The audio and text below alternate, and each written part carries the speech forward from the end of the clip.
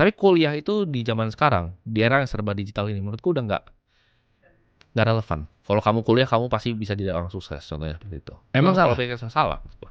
Salah. Salah menurut gua. Kuliah scam. Menurut gua scam. Menurut Wah. gua scam. Di era sekarang ya. Lo kenapa lu bikin sekolah? Karena gini, jadi sekolah itu beda. Sekolah yang gue bikin TK kan.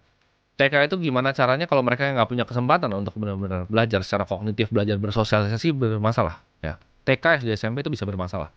Tapi kuliah itu di zaman sekarang, di era yang serba digital ini, menurutku udah nggak relevan, betul.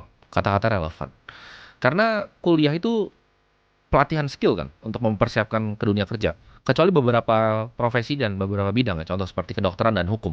Tapi di luar dua itu menurut gua nggak ada ilmu baku yang bisa dipelajari. Contoh, kuliah marketing, belajar apa itu marketing? Teori-teori dasar, apa? Kuliah bisnis. Belajar apa? Bisnis modal kanvas, dosen aja nggak punya bisnis. Mau ngajarin gimana?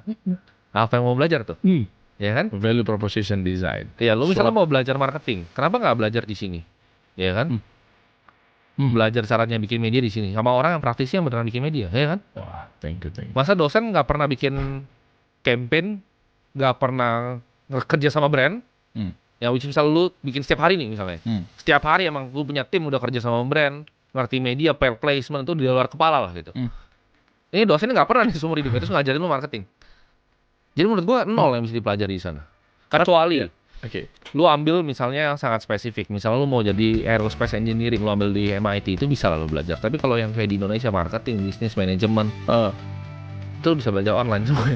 Penting nggak penting lah. Nggak penting. Kalau gelar, kalau emang mau belajar misalnya untuk edukasi, kayak misalnya Bro Kakak, kenapa lu ambil sampai S2 dan lagi mau ngambil ke depannya? Karena dia pengen belajar ilmunya doang. Iya.